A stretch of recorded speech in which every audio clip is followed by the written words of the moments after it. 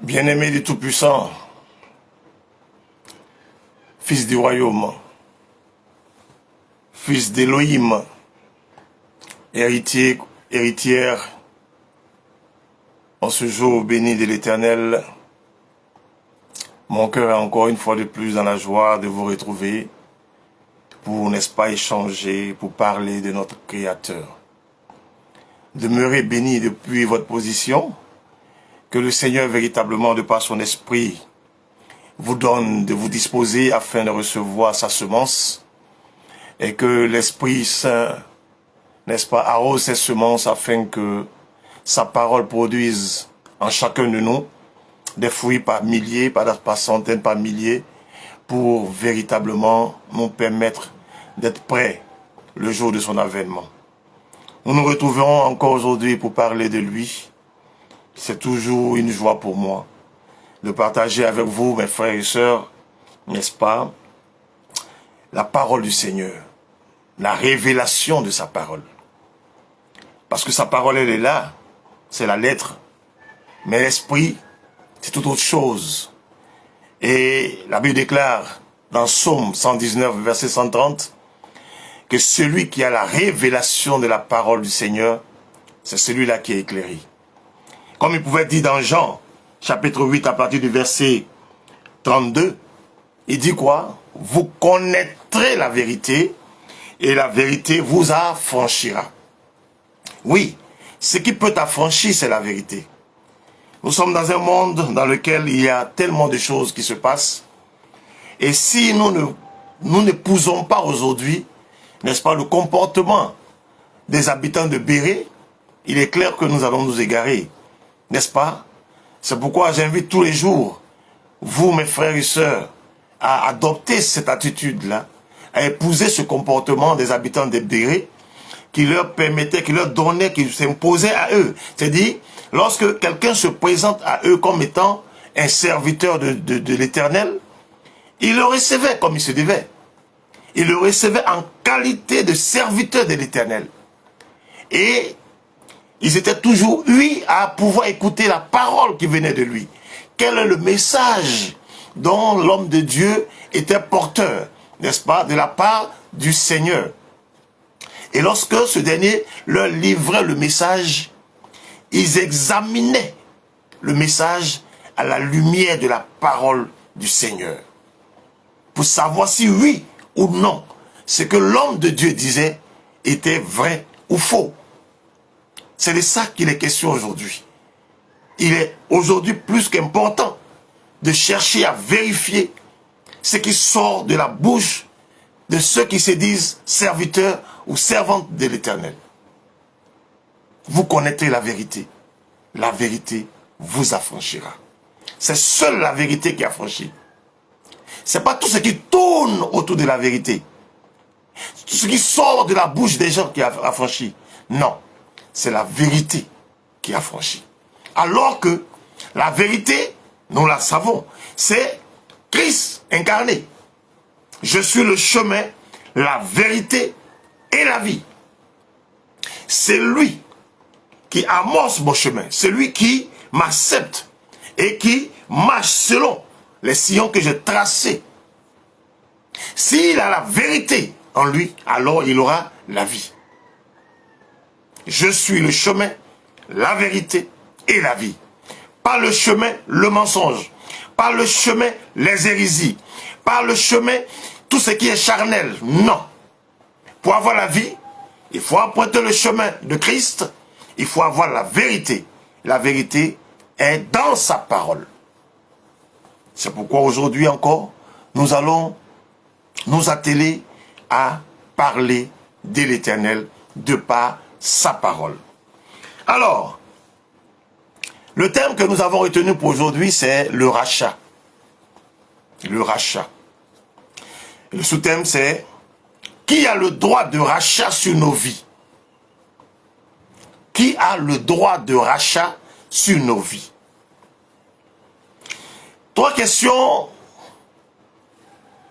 m'ont intéressé. Je vais les poser. C'est sûrement les questions les plus essentielles.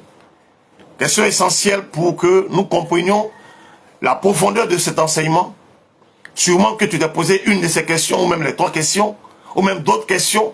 Mais je pense que en répondant à ces 3 questions, nous aurons bouclé, cerné, n'est-ce pas, le thème d'aujourd'hui.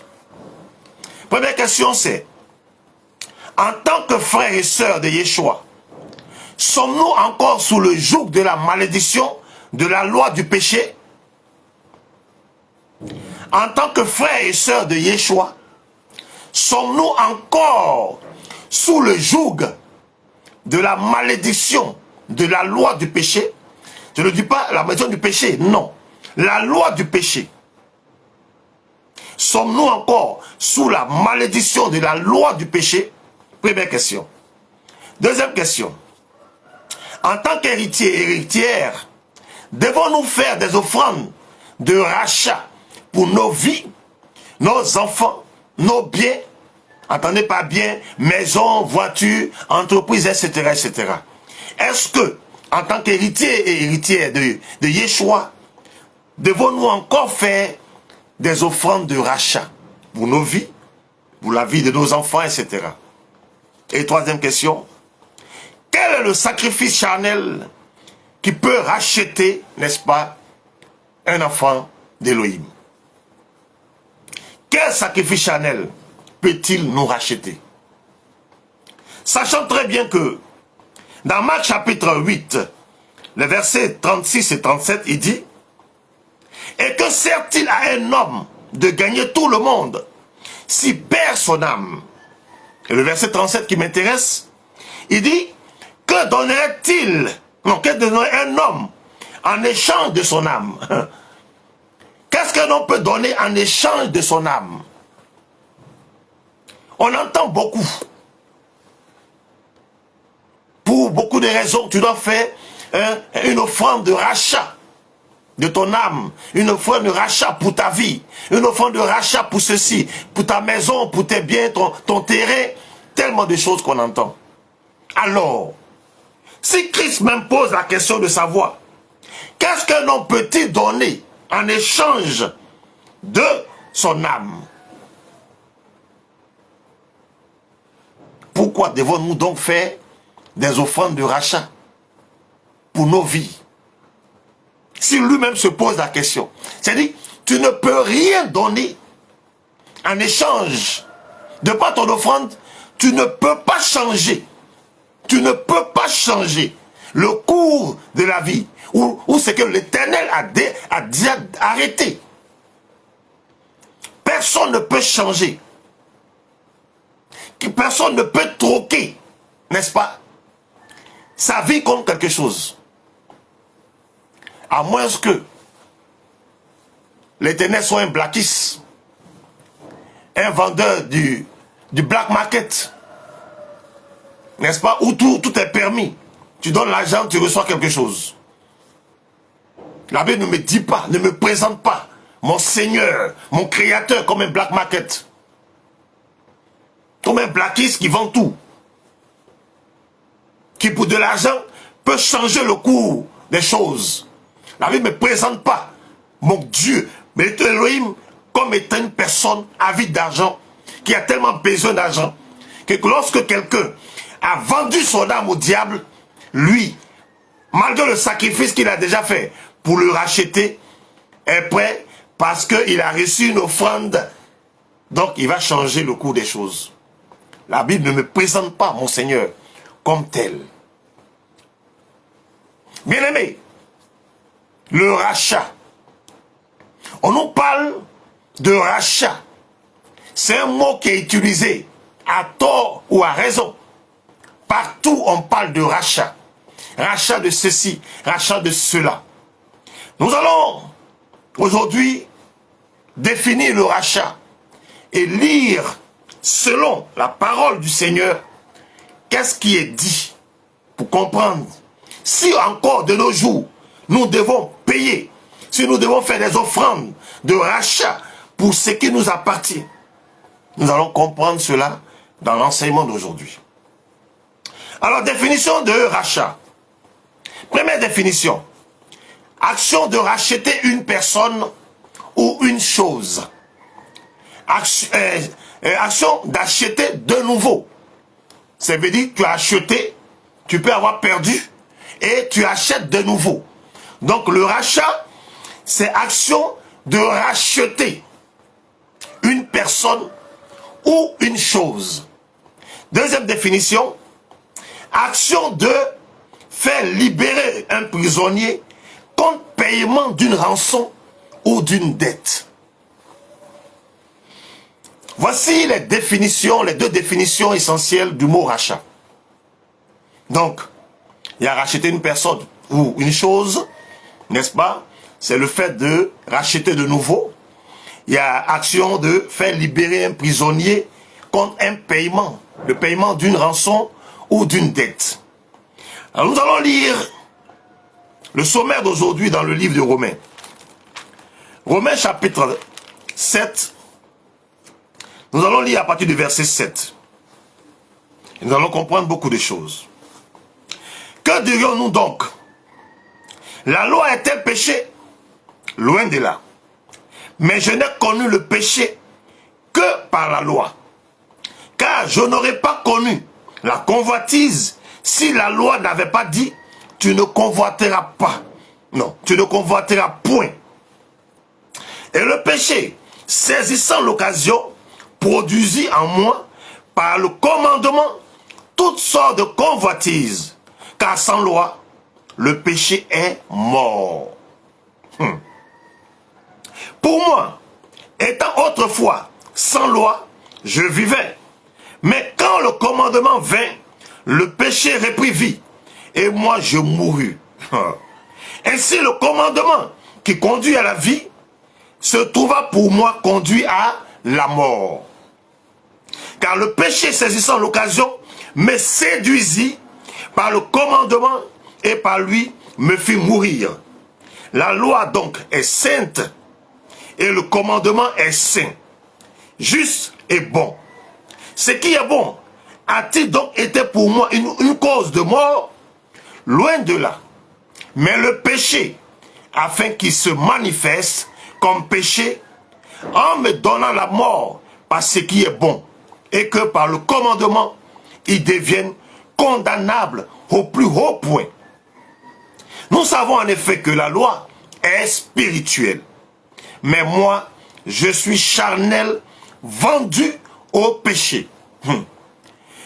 La loi est spirituelle, mais moi, homme, je suis quoi? Charnel, vendu au péché. Car je ne sais pas ce que je fais. Je ne fais point ce que je veux. Et je fais ce que je hais. Le verbe haïr. Ce que je hais. Or, si je fais ce que je ne veux pas, je reconnais par là que la loi est bonne. Et maintenant, ce n'est plus moi qui le fais, mais c'est le péché qui habite en moi. Alléluia. Ce qui est bon, je le sais, n'habite pas en moi, c'est-à-dire dans ma chair. J'ai la volonté, mais non le pouvoir de faire le bien. Alléluia. Car je ne fais pas le bien que je veux, et je fais le mal que je ne veux pas. Et si je fais ce que je ne veux pas, ce n'est plus moi qui le fais, c'est le péché qui habite en moi. Je trouve donc en moi cette loi. Quand je vois faire le bien, non, quand je veux faire le bien, le mal est attaché à moi. Car je prends plaisir à la loi de Dieu, selon l'homme intérieur. Mais je vois dans mes membres une autre loi qui lutte contre la loi de mon entendement et qui me rend captif de la loi du péché qui est dans mes membres. Misérable que je suis, qui me délivrera de ce corps de mort? Grâce soit rendue à Dieu par Jésus-Christ notre Seigneur. Ainsi donc, moi-même, je suis par l'entendement esclave de la loi de Dieu et je suis par la chair esclave de la loi du péché. Alléluia. Alors, voici ce que nous dit ce passage de Romains chapitre 7. La loi, le commandement, sont des choses bonnes, saintes, venant du Créateur. Mais lorsqu'elle n'existait pas, le péché n'existait pas. S'il n'y a pas de loi, il n'y a pas de hors-la-loi. S'il n'y a pas d'interdit, il n'y a pas de péché. C'est parce que la loi intervient que le péché reprend surface. Quand il n'y avait pas ça, il n'y avait pas de problème. S'il n'y avait pas ça, il n'y avait pas de problème. Chacun aurait fait ce qu'il a envie de faire. Parce qu'il n'y avait pas d'interdit. Mais lorsqu'il y a interdit, et que tu vas contre l'interdit, alors le péché prend forme. Alors la désobéissance prend forme. Et c'est là que tu entres en conflit avec ton Créateur. Il reconnaît. Paul reconnaît que il a envie de faire des choses bonnes. Il reconnaît que la loi est sainte.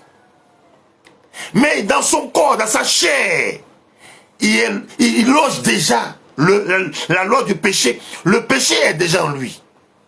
Il a été conçu dans le péché. Il est né dans l'iniquité. Que tu veuilles ou pas, c'est une réalité. Depuis la source, le péché s'est installé. La désobéissance s'est installée. Et nous sommes descendants de cette généalogie.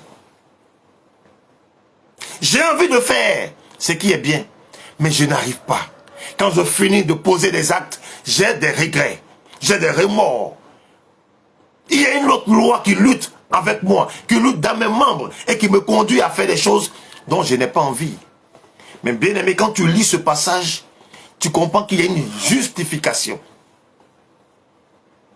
L'Éternel te justifie. Il sait que c'est parce qu'il y a cela que aujourd'hui tu es dans cette situation. Mais en même temps, ça te donne de savoir de qui tu es l'esclave. Ce passage te donne de savoir de qui tu es esclave. Si tu es esclave de la loi du péché, si tu es esclave du péché, qui est ton maître? C'est la question. Qui est ton maître? Tu es esclave de qui? Si tu es esclave de la loi du péché, si tu es esclave du péché, si dans ton corps il y a une autre loi qui lutte contre toi, qui lutte dans tes membres, contre tes membres, et qui t'amène à faire des choses qui sont contraires à celles que le Seigneur te recommande de faire, alors tu es esclave de qui? Qui est ton père? Qui est ton maître? Si tu comprends cela, nous allons avancer. Si tu reconnais que tu as envie de faire des choses, hein, il t'arrive de pleurer quand tu finis de poser un acte. Tu pleures, tu regrettes amèrement. Mais tu ne peux pas. Si ce n'est pas lui, de par son esprit, pour t'en délivrer. Mais cette délivrance-là, elle vient de quoi? Elle vient de la connaissance de quoi? La vérité. C'est elle qui te rend libre. C'est elle qui t'a franchi réellement. Tant que tu ne connaîtras pas la vérité, tu seras esclave du péché. Tu seras esclave, n'est-ce pas, de la loi du péché.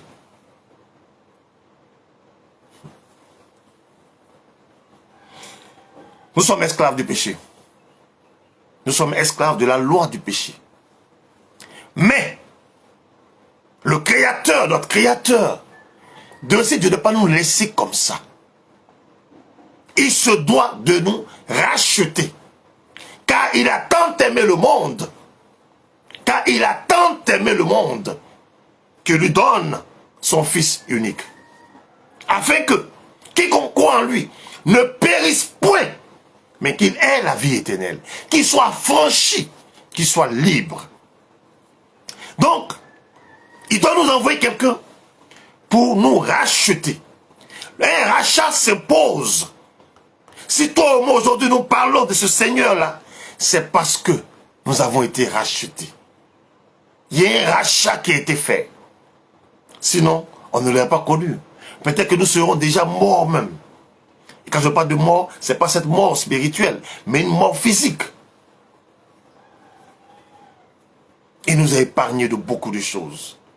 Il nous a épargné de beaucoup de choses. Mais, qui est cette personne qui devait venir pour nous racheter? Parce que, nous allons lire la Bible, nous allons comprendre que le droit de rachat était accordé à une catégorie de personnes. Tout le monde n'avait pas le droit de rachat. Tout le monde n'avait pas le droit de rachat.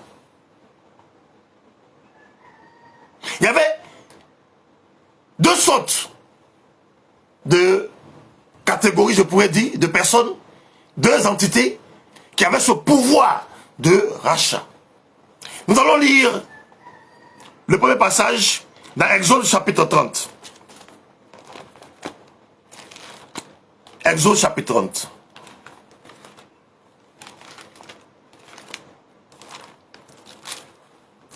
Nous allons lire les versets 13 à 16. Exode 30, versets 13 à 16.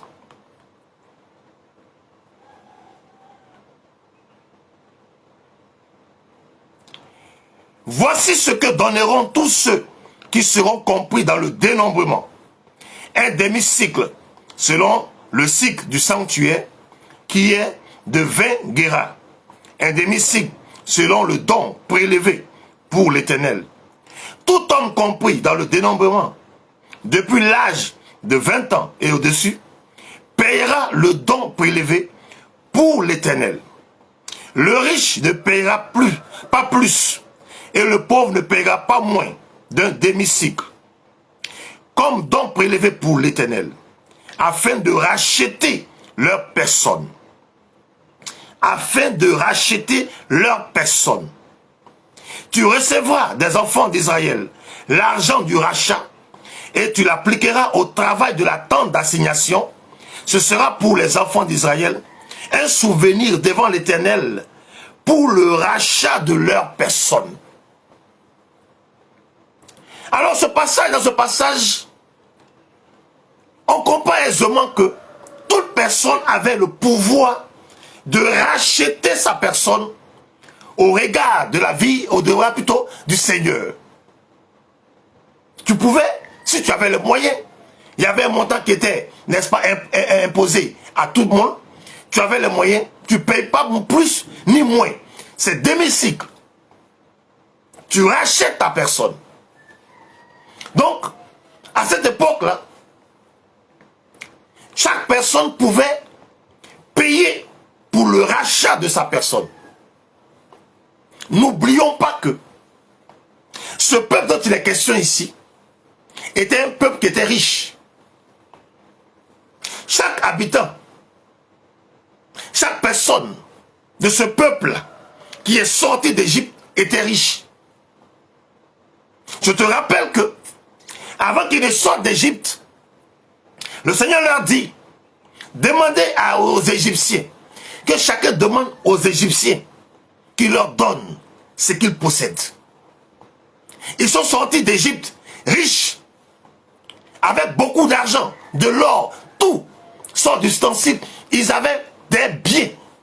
Ce peuple avait les moyens de payer pour le rachat de leur personne.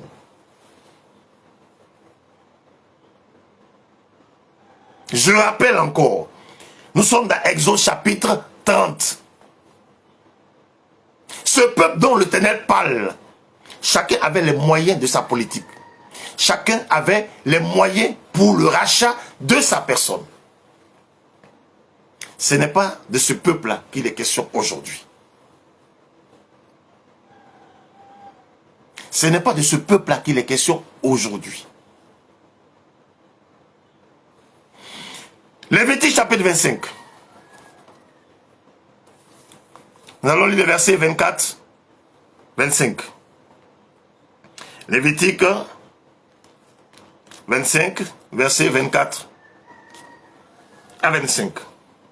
Dans tout le pays dont vous aurez la possession, vous établirez le droit de rachat pour les terres.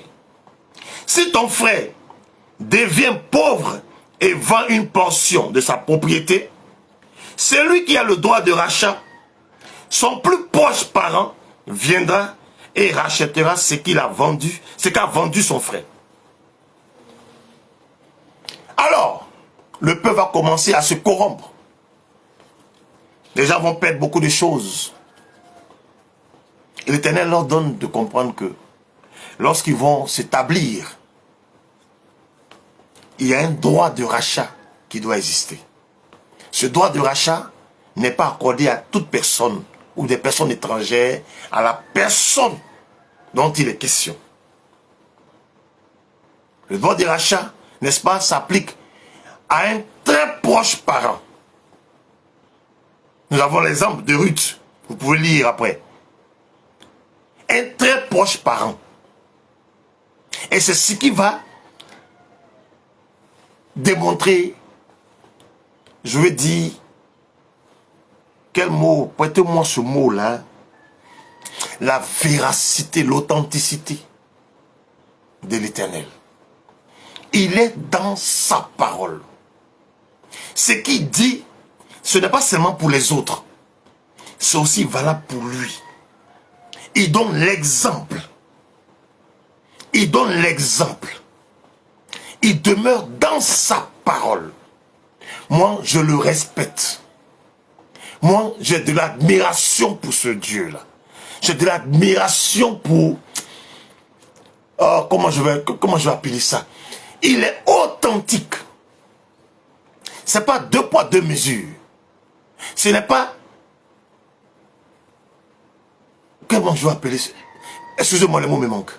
Je veux dire que quand il dit quelque chose, lui-même, il montre le chemin. C'est pourquoi il dit, je suis le chemin, la vérité. Oui, suis mon chemin. Suis mon chemin. J'ai tracé des sillons. Ne te fatigue pas. Tu n'es pas allé à vouloir créer une route quelque part. Non, non, non. Ne te fatigue pas. Je trace des sillons. Je laisse des traces. Marche sur cette voie-là. Tu es sûr de ne pas te perdre. Il dit qu'une personne proche de celle concernée pouvait avoir le droit de rachat. Mais il va illustrer ça. Il va donner l'exemple, l'illustration de sa parole. Nous allons continuer. Matthieu chapitre 12. Matthieu 12, versets 46 à 50. Comme Jésus s'adressait encore à la foule, voici sa mère et ses frères qui étaient dehors, cherchaient à lui parler. Quelqu'un lui dit, voici ta mère et tes frères sont dehors, et ils cherchent à te parler. Mais Jésus répondit à celui qui le lui disait, qui est ma mère? Qui sont mes frères? Puis étendant la main vers les disciples, il dit, voici ma mère et mes frères. Car quiconque fait la volonté de mon Père qui est dans les cieux, celui-là est mon frère, est ma soeur et est ma mère. Bien-aimés, pour que Christ puisse avoir un droit de rachat pour nos vies, il fallait qu'il soit parenté à nous. Alléluia. Il fallait qu'il soit parenté à nous. Il fallait qu'il s'identifie à nous. C'est quoi dans Matthieu 1, et dans Jean 1, il dit quoi? La lumière est venue parmi les siens, les siens ne l'ont pas reçu. C'est qui les siens? C'est qui les siens? C'est toi, c'est moi. Il nous appelle ses frères. C'est ce qui lui donne le droit de rachat. Et il n'est pas dans n'importe quelle famille. Il naît dans la famille de la promesse, celle d'Abraham. Les enfants d'Élohim sont de la lignée d'Abraham. Et c'est dans cette lignée-là qu'il vient naître. Pour que tous ceux qui sont de la lignée d'Abraham soient ses frères, ses sœurs. Afin qu'ils puissent avoir le droit de rachat. Qu'ils payent un prix pour leur liberté. Alléluia. On a défini le rachat. Le rachat, c'est payer, n'est-ce pas, une rançon, une dette pour la liberté d'un prisonnier, d'un esclave. Nous étions esclaves par nos péchés. Aujourd'hui, nous sommes libres en Jésus. Parce qu'il a payé le tribut. Parce qu'il a payé la rançon. Parce qu'il a payé la dette pour que nous soyons libérés. Alors, lorsqu'il finit de payer ce lourd tribut, est-ce que nous sommes encore esclaves du péché ou de la loi du péché? Pour qu'à chaque fois on nous réclame des offrandes de rachat? Son sacrifice est-il vain? Son sacrifice a-t-il des limites? Si oui, alors donc, il est normal que nous continuions de faire des offrandes, de payer pour le rachat de nos vies. Bien-aimés, nous étions sous l'ancienne alliance. Ça se passait sous l'ancienne alliance. Si, lorsque ces personnes payaient pour le rachat de leur personne, pour leur vie, si ça apportait quelque chose de possible, de plausible plutôt, qui s'allait venir mourir pourquoi encore? Pourquoi il serait venu? Autant les holocaustes, les sacrifices n'ont rien apporté pour sauver des personnes qui commettaient des péchés, des désobéissances, des abominations et autres, autant le rachat pour sa propre vie n'a rien apporté. Il fallait une personne authentique, le véritable, le nœud, celui qui relie toutes choses, c'est lui qui est le centre de toutes choses, c'est lui qui est élevé au-dessus de toutes choses. Il fallait son sacrifice, le sacrifice de son sang, pour que toi et moi, nous soyons éclairés aujourd'hui pour parler de lui. Donc, si tu gagnes tout le monde entier et que tu perds ton âme, il n'y a aucun sacrifice que tu puisses faire pour échanger, n'est-ce pas, ton salut avec ton âme. Pas possible. Offrande que tu fais là, c'est zéro. Offrande des rachats que tu fais pour ta maison, pour tes biens, pour ceci, pour ta vie, c'est zéro. Christ a déjà tout payé. Il n'y a aucun sacrifice qui vaille la peine d'être fait aujourd'hui pour ton salut, pour ton rachat. Le rachat, il est déjà fait. À moins que tu ne sois pas en Christ, à moins que tu sortes de l'alliance. Si tu sors de l'alliance, il n'y a pas de souci. Bien évidemment, il ne peut pas te protéger. Tu n'es pas dans son alliance. Tant que tu demeures en lui, tant que tu demeures attaché au cep, rien, je dis bien rien, qui pourra venir contester, qui pourra venir réclamer, n'est-ce pas, une dette à Christ? C'est lui qui t'a racheté. Satan peut aller se mettre devant lui pour lui demander quoi que ce soit.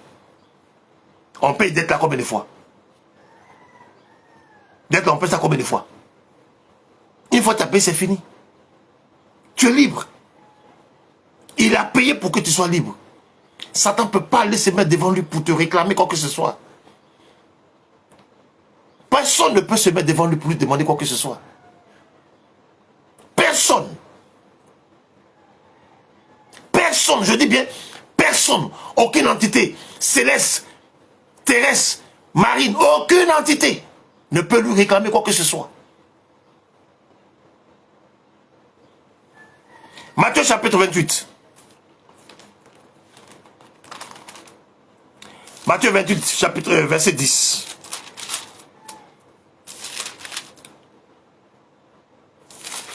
Matthieu 28, verset 10. Je lis la parole. Gladys Blotti, GR 60238. Je lis la parole. Alors, Jésus leur dit, ne craignez pas. Allez dire à mes frères de se rendre en Galilée. C'est là qu'ils me verront. Allez dire à qui? À mes frères. allez dire à mes frères, oui, de se rendre en Galilée. C'est là qu'ils me verront. Bien-aimés, nous sommes ses frères. C'est ce qui lui donne le droit de rachat. Il nous appelle ses frères. Il nous appelle ses frères. Nous lisons encore un autre passage pour comprendre. Hébreux chapitre 2, versets 11 à 12. Hébreux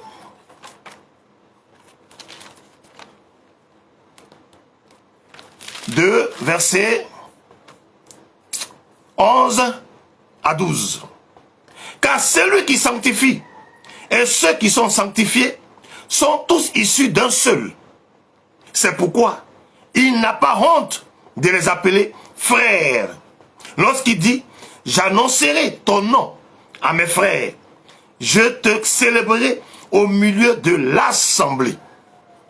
Celui qui sanctifie, c'est Christ, c'est Christ. Et ceux qui sont sanctifiés, c'est qui? C'est toi, c'est moi. Nous sommes tous issus d'un seul. Alléluia. D'un seul, le Créateur. Celui qui sanctifie et ceux qui sont sanctifiés sont tous égaux. Ils sont pareils. Ce sont des frères. Ils ne sont pas étrangers. Non. Ils ne sont pas différents les uns des autres. Ils sont frères. C'est une même famille. La descendance d'Abraham. Nous continuons. Matthieu chapitre 26. Matthieu 26, versets 14 à 16.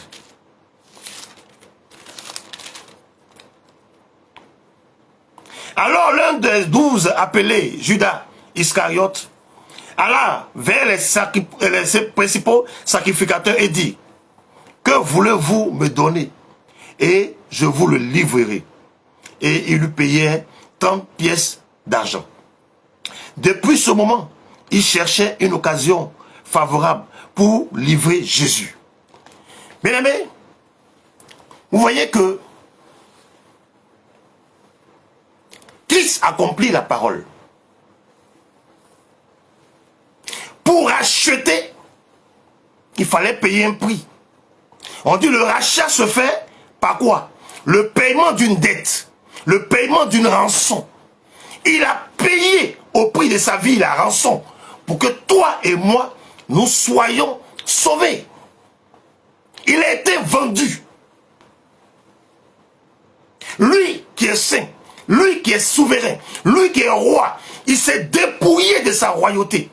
Et il a accepté de se vendre comme un esclave en échange de nous. Judas l'a vendu. La définition même de rançon, c'est paiement. Il faut qu'il y ait paiement. Et en donnant sa vie, il nous a rachetés. Il est l'illustration de ce qu'il dit. Il est l'exemple de ce qu'il dit. Il ne s'assoit pas et puis il dit fais ceci, fais cela. Non, non, non. Lui-même, il vient vous montrer que c'est faisable. Il s'est fait chair. Il est venu vivre ces choses-là. Il s'est fait chair. Il a vécu ces choses-là pour vous démontrer qu'il est capable de le faire en tant qu'être humain. Et il a démontré, toi aussi tu peux le faire. Il a fait, tu peux le faire. Accepte de tuer ta chair et laisser, n'est-ce pas, sa parole prendre vie en toi. Accepte de faire mourir les désirs de la chair et laisser son esprit t'envahir pour que véritablement tu sois une personne transformée, affranchie, véritablement. C'est pas affranchi à moitié, mais affranchi véritablement, complètement. Il a été vendu. Racheté. C'est acheté à nouveau. Et nous avons perdu quand nous avons désobéi. Et nous sommes passés sous un joug étranger. Le joug de Satan qui nous malmenait partout. Il ne supportait pas. Parce que c'est lui qui nous a créés. Nous sommes sa propriété. Quand bien même nous avons décidé d'aller nous faire voir ailleurs, il ne supportait pas de nous voir en train de souffrir. Il est venu nous racheter. Il a donné sa vie pour nous racheter. C'est le sang qui a coulé là. C'est ça qui te rachète. Ce n'est pas l'argent, ce n'est pas l'or, ce n'est pas voiture. Ce n'est pas ça qui rachète une personne. Ces choses-là, depuis, quand le peuple d'Israël sortait d'Égypte, ils avaient ces biens-là. Mais ça n'a pas racheté une personne. Personne n'a pu être sauvé grâce à ce qu'il possédait. Avant, les Abraham, les Job et autres qui avaient des biens immenses, ces biens n'ont pas sauvé quelqu'un. C'est l'Éternel seul. C'est lui qui décide. Quand tu as en toi, dans ton cœur, son amour, alors il te sauve. Alors il te guérit. Alors il t'affranchit. Bien-aimé, est-ce que nous sommes encore sous le joug de cette malédiction? Sinon, si nous sommes encore là-bas, c'est qu'il est mort en vain. C'est qu'il est mort en vain. C'est qu'il est mort en vain.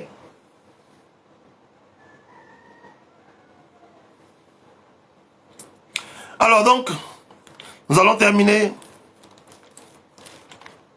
par ce passage qui illustre l'accomplissement de ce que Christ lui-même a dit. C'est Matthieu chapitre 25, le verset 40.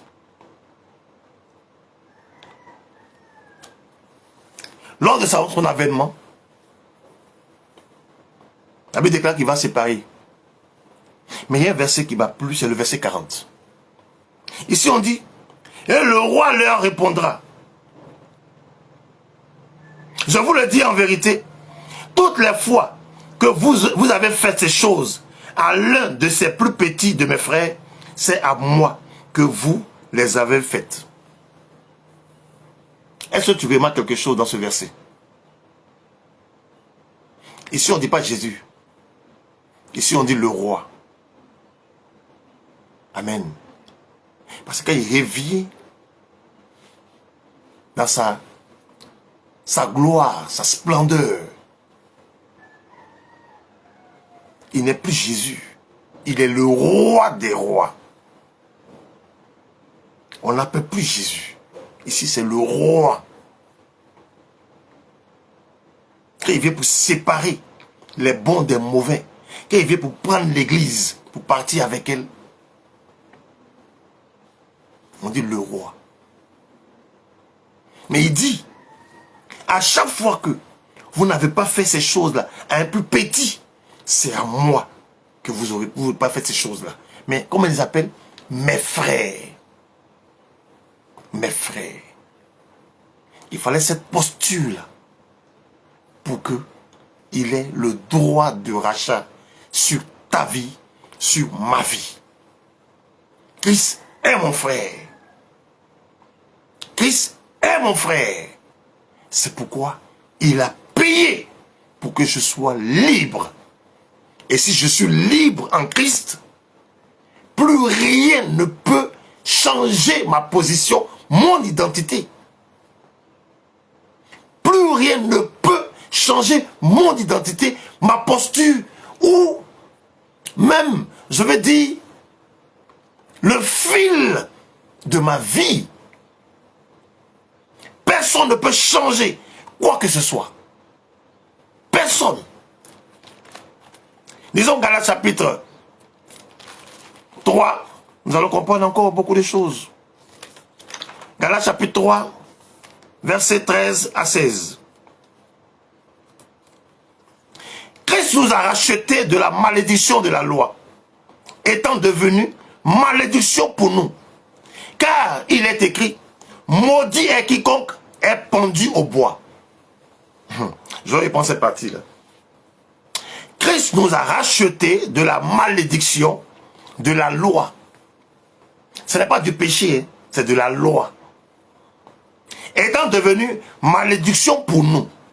Car il est écrit, maudit est quiconque est pendu au bois. Alors, quand je lis ce passage, ça me donne encore de réfléchir. j'ai pour habitude de vous exhorter à vous procurer différentes traductions de Bible pour que vous soyez proche de la vérité. Car c'est vrai, c'est la lettre. L'esprit enseigne, oriente, guide tout, révèle. Mais souvent, quand tu n'es pas proche de la vérité, il est difficile même que toi-même, tu prêtes ou tu ouvres ton esprit à la compréhension de certaines choses. Alors, ici on nous dit, maudit quiconque est pendu au bois. Mais ce Christ a été pendu. Vous comprenez que la tradition, déjà ici même, il y a problème. Il est mort au bois, je suis d'accord. S'il a été crucifié, c'est qu'il est mort au bois, mais il n'est pas pendu au bois. Judas est mort pendu au bois. Judas s'est donné la mort en se pendant. Mais Jésus est mort crucifié. Il est mort au bois, mais il n'est pas pendu au bois.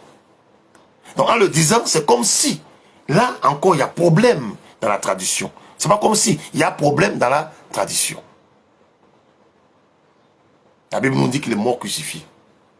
Non, il est mort crucifié. Non, il n'est pas mort pendu, mais crucifié. Ok. Afin que la bénédiction d'Abraham ait pour les païens son accomplissement en Jésus-Christ. Et que nous recevions par la foi l'esprit qui avait été promis. Frères, je parle à la manière des hommes. Un testament en bonne forme, bien que fait par un homme, n'est annulé par personne.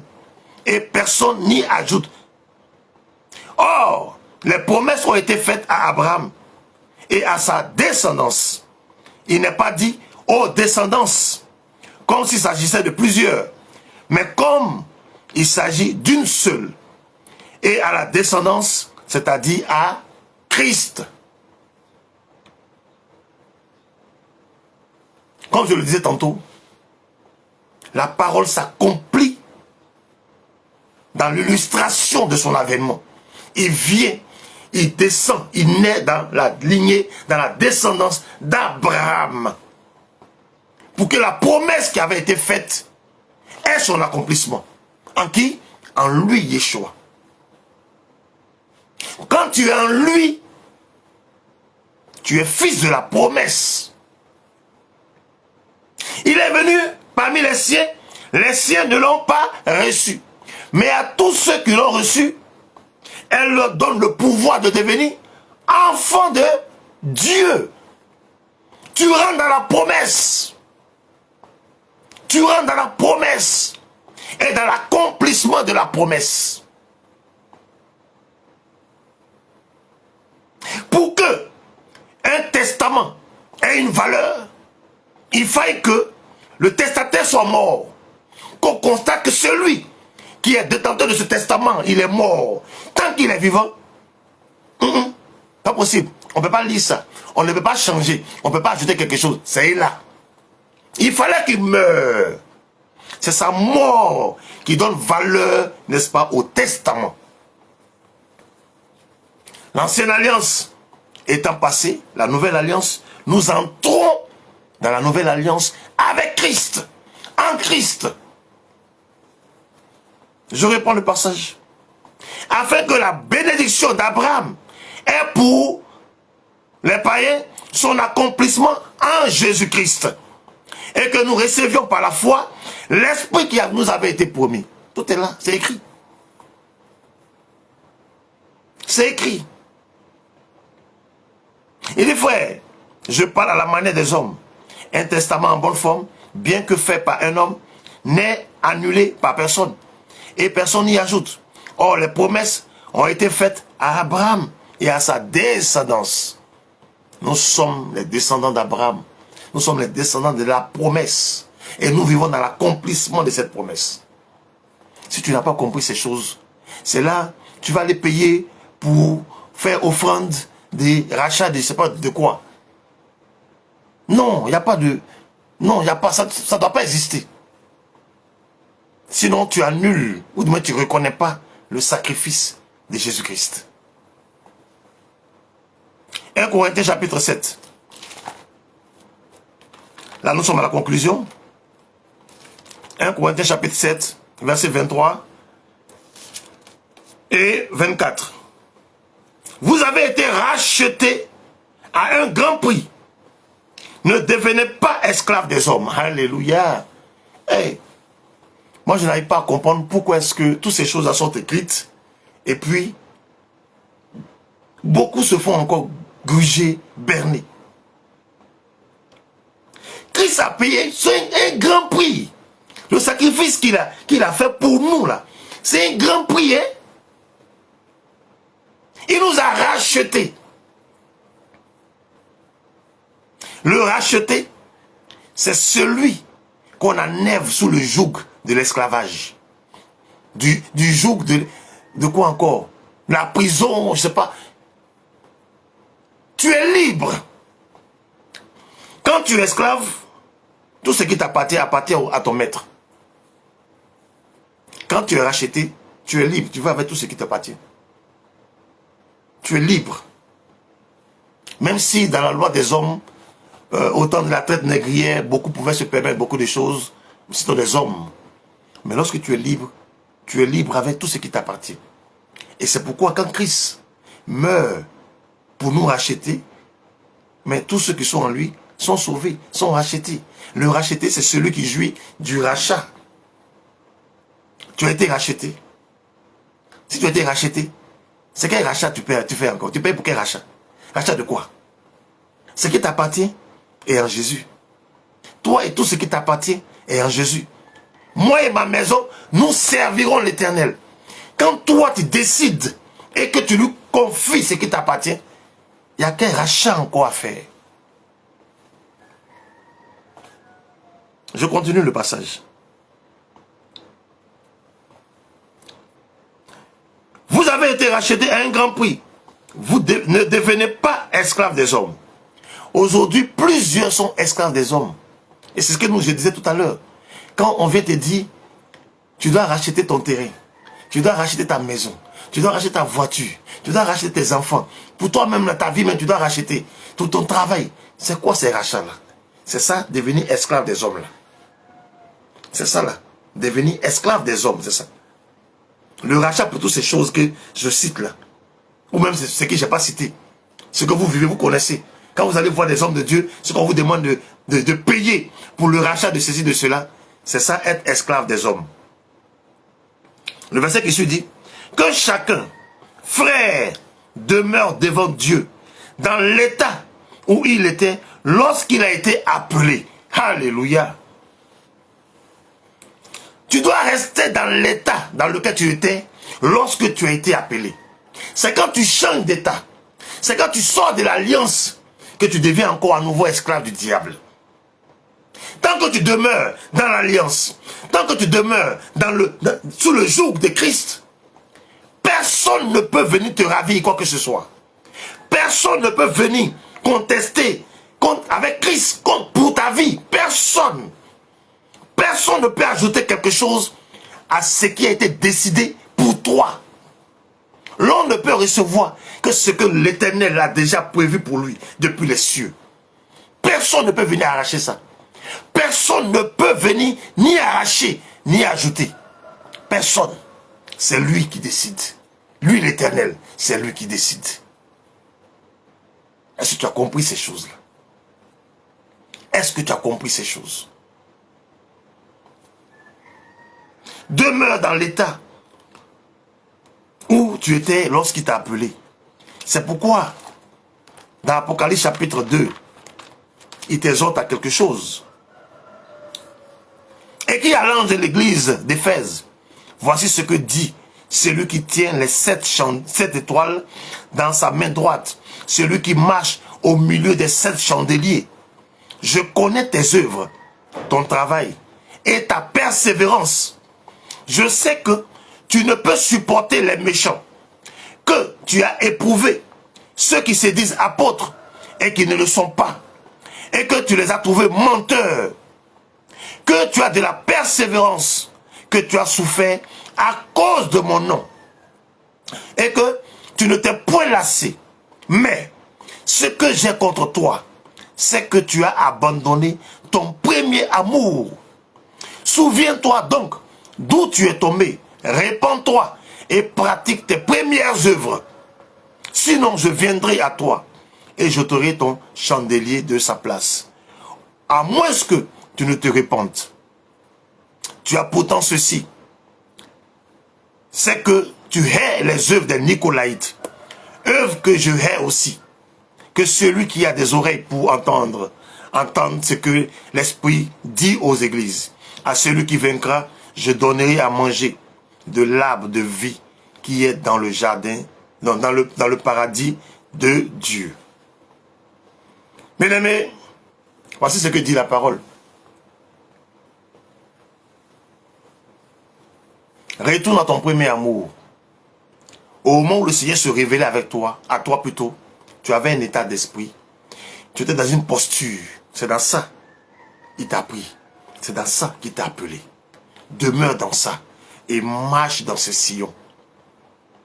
Ne sors pas de sa présence. Ne te mets pas sous des jougs étrangers.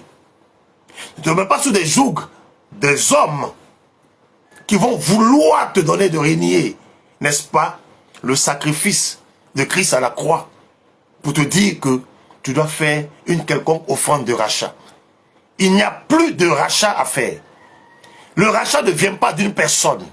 C'est pourquoi il dit dans Romains 8, il n'y a plus aucune condamnation pour tous ceux qui sont en lui. Il n'y a plus de condamnation. Il n'y a plus de condamnation.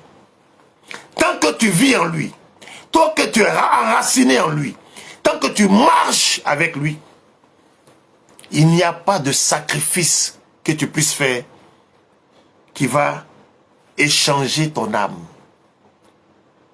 pour acheter ton âme, pour sauver ton âme. Il n'y a pas. Le sacrifice, il est fait. Tu demeures dans l'alliance, tu es sauvé. Tu sors de l'alliance, tu vas en enfer.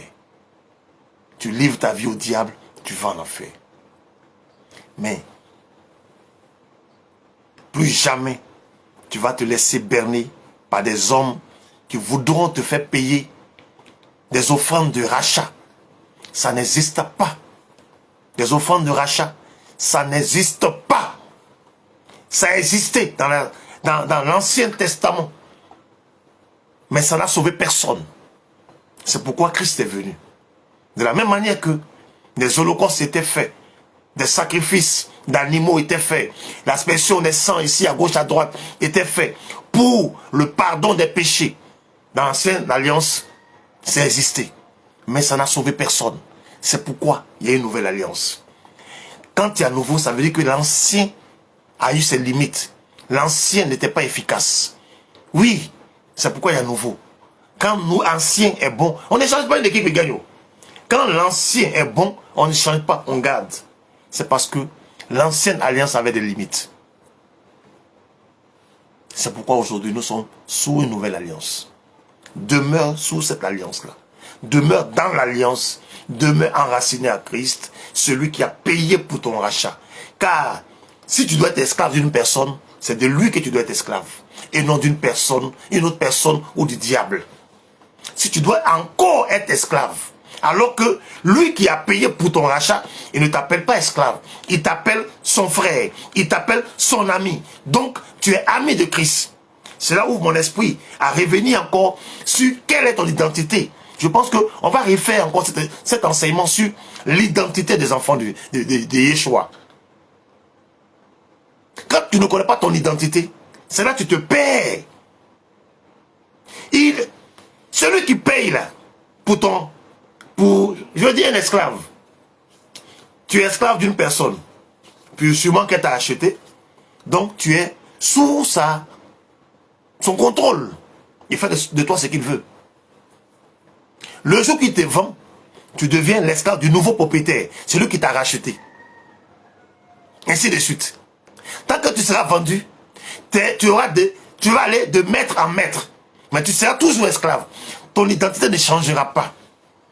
Mais ici, c'est lui qui nous a rachetés au prix de sa vie. Il était vendu pour accomplir la définition même du mot rachat. Ça veut dire payer contre, je veux dire, une rançon, libérer contre rançon, libérer contre une dette. Lui-même a été vendu à moins cher, ils l'ont dévalorisé même. Un roi qui était vendu pour 30 pièces d'argent. C'est tellement... Ils voulaient se foutre de lui. Mais lui, il avait un plan. Le plan est caché. C'est dans la révélation que tu comprends la chose. Quand Satan comprend la chose, il est trop tard. Le prix est déjà payé. On est libéré. Mais toi, libéré, il t'appelle mon frère. Toi, tu décides alors encore d'aller payer offrande des rachats. Quelle offrande des rachats? Voiture, tu t'es fatigué pour acheter une voiture. Tu as fait des économies pour acheter une voiture. On va te dire non que la voiture là, tu dois payer pour le rachat de la voiture. C'est pourquoi. Et puis quand tu payes rachat, ça donne quoi? Ça change quoi? Quand tu as payé offrande de rachat pour ta voiture là, quel changement il y a eu? Il y en a même qui ont payé, qui ont fait offrande de rachat, mais qui ont fait accident. Qui ont perdu beaucoup de choses dans l'accident. Donc, à quoi ça servit? Tu payes offrande de rachat pour ta maison. La maison brûle. Ah! Christ a-t-il des limites?